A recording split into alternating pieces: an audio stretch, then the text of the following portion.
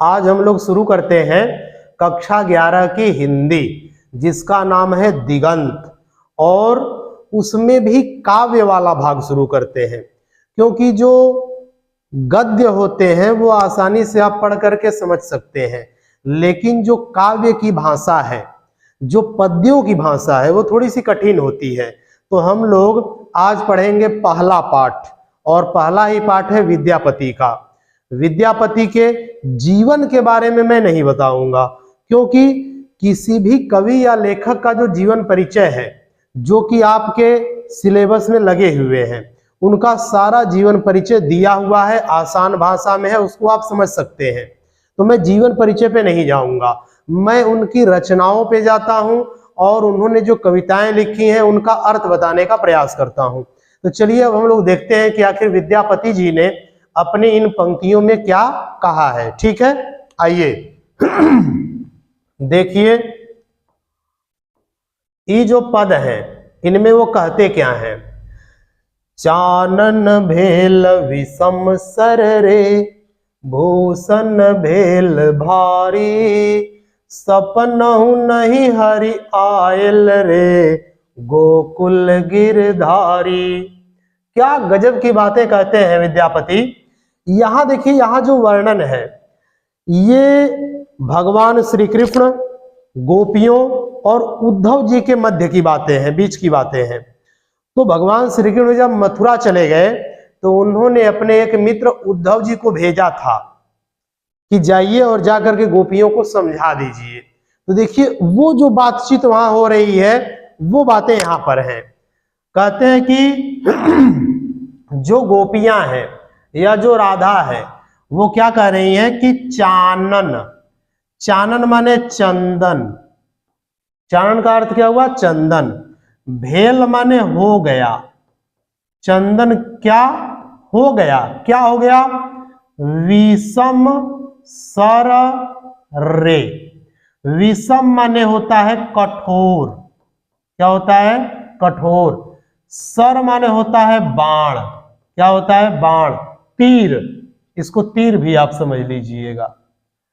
रे का मतलब ऐसे ही कहा जा रहा है।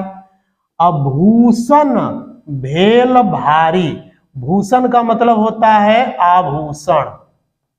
जो आभूषण है वो भेल माने हो गया, भारी माने वजनी हो गया है, बहुत भारी लग रहा है।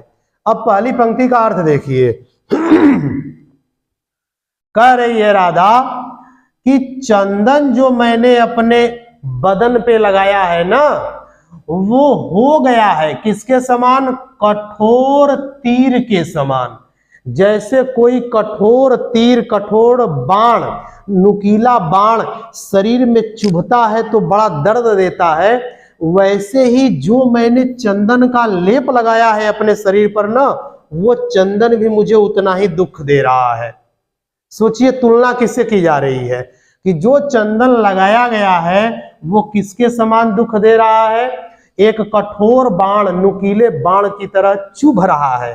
किसके शरीर पर, राधा के शरीर पर। और राधा ने जो आभूषण पहना हुआ है वो भारी लग रहा है, जबकि जब भी अगर कोई स्त्री आभूषण पहनती है तो उसको और अच्छा लगता है, भारी नहीं लगता है, उसकी सुंदरता बढ़ती है, उसको कभी भी आभूषण वजनी नहीं लगेगा। लेकिन राधा कह रही है कि मैंने जो आभूषण पहना है ना वो अब भारी लगने लगा है, मेरे लिए बोझ बन गया है। और जो चंदन मैंने लगाया है ना, वो चंदन तो तीर के, चुभे हुए तीर के समान दर्द दे रहा है। और सपनहु नहीं, सपनहु माने सपने में भी, नहीं माने नहीं, हरि माने श्री कृष्ण, आयल रे माने आए, अर्थात सपने में भी श्री कृष्ण नहीं आए। गोकुल गिरधारी, जो वो श्री कृष्ण है वो कौन है, वो गोकुल के और गिरधारी है, अर्थात गोकुल वाले। और वो जो गिरधारी है वो हरि, वो श्री कृष्ण सपने में भी नहीं आए।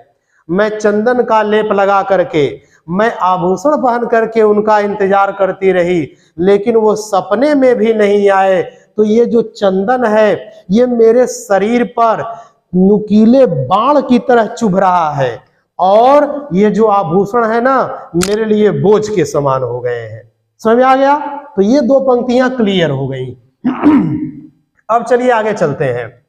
अब आगे पंक्तियों में क्या कहती हैं?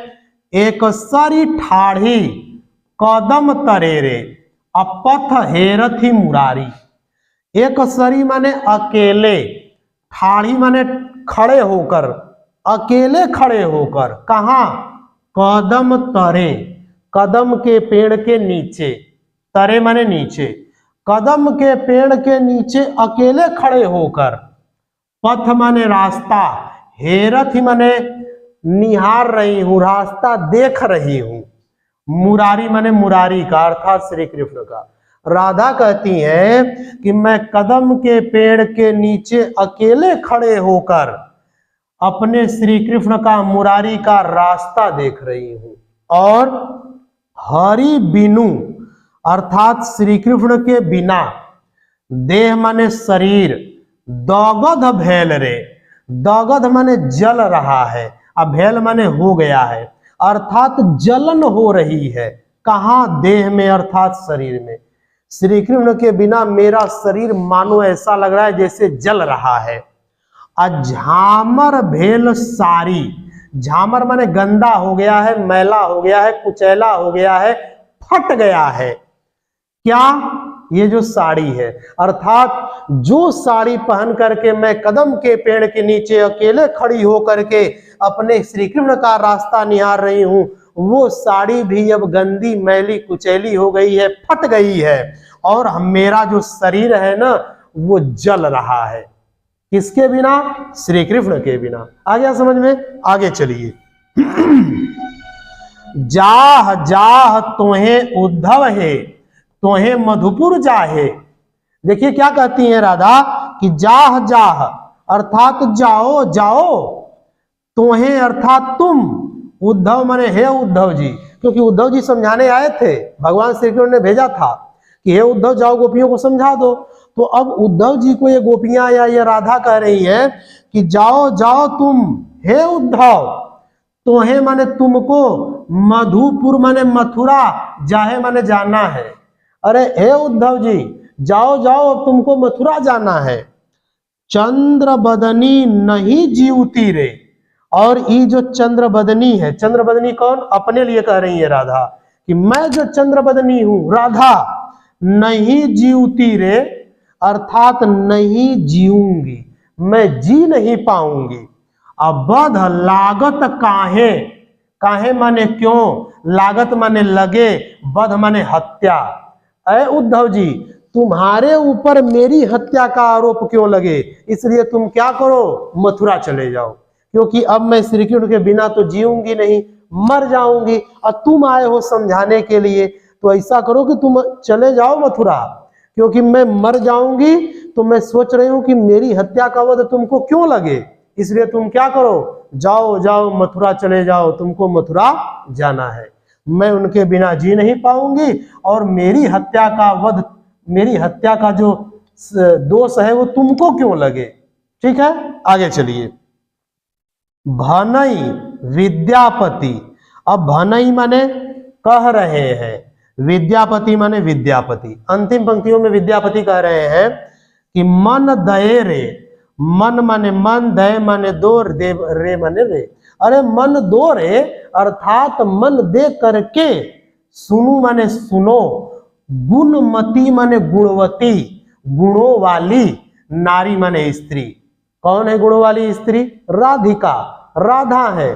तो विद्यापति कह रहे हैं कि अरे मन दे करके ध्यान से, हे गुणों वाली स्त्री राधा, हे गुण वाली स्त्री राधा, तुम मेरी बात को ध्यान से सुनो। क्या सुनो? आज आओत, आज माने आज, आओत माने आ रहे हैं, हरि माने श्री कृष्ण, मोकुल नहीं ये गोकुल है, इसको बना लीजिएगा, गोकुल रे। अर्थात विद्यापति कह रहे हैं कि हे गुणवान स्त्री, हे गुणवती स्त्री, हे गुणों वाली स्त्री नारी राधा, आज हरि गोकुल आ रहे हैं, श्री कृष्ण गोकुल आ रहे हैं। पथ चलू झट झारी, पथ चलू माने रास्ते पर, चलू माने चलो, झट झारी माने जल्दी जल्दी, अरे इधर आओ जल्दी से आ जाओ, रास्ते पर जल्दी जल्दी चलो, देखो देखो आज श्री कृष्ण गोकुल आ रहे हैं। आ गया समझ में? अब इन पूरी पंक्तियों का अर्थ मैं आपको एक बार बता देता हूं, सुनिए। राधिका क्या कहती हैं कि मैंने जो चंदन का लेप लगाया है वह एक नुकीले बाण की तरह मेरे शरीर में चुभ रहा है, और मैंने जो आभूषण पहना हुआ है वो मुझे अब भारी लग रहा है। क्यों? क्योंकि सपने में भी श्री कृष्ण मेरे पास नहीं आए, वो गोकुल गिरधारी मेरे पास नहीं आए सपने में। और अकेले कदम के पेड़ के नीचे खड़े होकर मैं रास्ता देख रही हूं, निहार रही हूं मुरारी का रास्ता, श्री कृष्ण का रास्ता, और उनके बिना मेरा शरीर जल रहा है और मेरी साड़ी फट गई है, मैली कुचैली हो गई है। और जाओ जाओ हे उद्धव, तुमको तो मथुरा जाना है, जाओ चले जाओ, क्योंकि अब मैं जो चंद्रबदनी राधा हूं अब मैं जी नहीं पाऊंगी, और मेरी हत्या का जो दोष है वो तुमको क्यों लगे, इसलिए तुम क्या करो यहां से चले जाओ, मैं उनके बिना जी नहीं पाऊंगी। तब विद्यापति कह रहे हैं कि अरे मन दे करके हे गुणों वाली स्त्री राधा, मन दे करके मेरी बात सुनो, अर्थात बड़ी मन से मेरी बात सुनो। आज आ रहे हैं गोकुल में श्री कृष्ण, चलो चलो जल्दी जल्दी रास्ते में जल्दी जल्दी आ जाओ, क्योंकि आज श्री कृष्ण गोकुल आ रहे हैं। ठीक है, तो ये जो है पहला पद विद्यापति जी का समाप्त हो गया। अब चलिए हम लोग दूसरा पद पढ़ते हैं, आखिर देखते हैं कि इसमें विद्यापति क्या कहते हैं। ठीक है, देखिए। सरस बसंत समय भल पावल, दक्षिण पवन बहु धीरे, सपनहु रूप वचन एक भाखिए, मुख सौ दूरी करु चीरे। क्या गजब की बातें हैं, सुनिए। तो ये जो पंक्तियां हैं विद्यापति जी की, इनमें उन्होंने राजा जो शिव सिंह थे, उनकी जो रानी थी लक्ष्मा देवी, उसकी सुंदरता का वर्णन कर रहे हैं। और क्या कहते हैं, देखिए, कह रहे हैं कि सरस, सरस माने रसों वाला, रस से भरा हुआ, बसंत समय माने बसंत ऋतु का समय, भल माने हो गया, अब पावल माने पा गया है, अर्थात रसों वाला, रस से भरा हुआ बसंत ऋतु का समय क्या किया है, आ गया है। और दक्षिण पवन माने दक्षिण की हवा, पवन माने हवा, दक्षिण माने दक्षिण की, अब बहु माने बह रही है, धीरे माने धीरे धीरे। तो पहली पंक्ति का अर्थ क्या हुआ कि रसों वाला बसंत ऋतु का समय आ गया है, यहां इसका अर्थ आप आ गया है समझिएगा, और दक्षिण की जो हवा है वह धीरे धीरे बह रही है।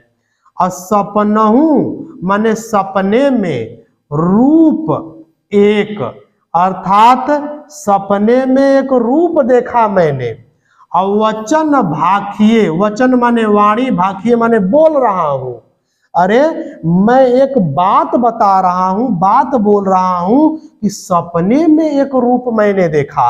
अब वो क्या था, मुख सौ, अर्थात मुख से दूरी करू चीरे, अर्थात मुख से चीरे माने कपड़े को, आंचल को, साड़ी समझ लीजिएगा।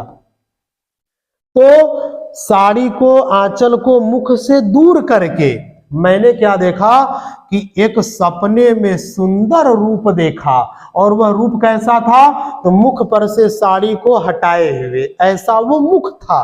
और तोहर बदन सन चान होती नाही, अब उसकी सुंदरता का वर्णन कर रहे हैं कि मैंने सपने में देखा तो ऐसा लगा कि तोहर बदन, अर्थात तुम्हारे मुख की जो सुंदरता है, सन माने समान, चांद माने चंद्रमा, होथी माने हो नहीं सकता, नहीं माने नहीं, अरे तुम्हारे मुख के समान, बदन माने मुख, तुम्हारे मुख के समान चंद्रमा कभी हो नहीं सकता, ऐसा रूप मैंने देखा। जो मैंने सपने में देखा उसमें लक्ष्मी महारानी का जो रूप था, उसके लिए कह रहे हैं कि मैंने देखा तो मैं ये कह सकता हूं कि चंद्रमा भी उसके मुख के समान हो नहीं सकता। अजयो जतन, यहां विधि रहेगा, विधि देला। जयो माने जितना भी, जतन माने प्रयास, विधि माने ब्रह्मा ने, विधाता ने, देला माने किया। अर्थात ब्रह्मा ने कितना भी जतन किया, कितना भी प्रयास किया, लेकिन चंद्रमा का मुख कभी तुम्हारे मुख जैसा नहीं हो सका। ऐसी सुंदरता, ऐसी सुंदर थी वो। और कई बेरी, कई बेरी माने कई बार, काटी माने काट करके, बनावल माने बनाए, और नव किए माने नया बनाए। कई बार चंद्रमा को विधि ने, ब्रह्मा ने काट काट करके नया बनाया। तैयो माने तब भी तुलित नहीं भेला। तुलित माने तुलना में, नहीं माने नहीं, भेला माने हुआ।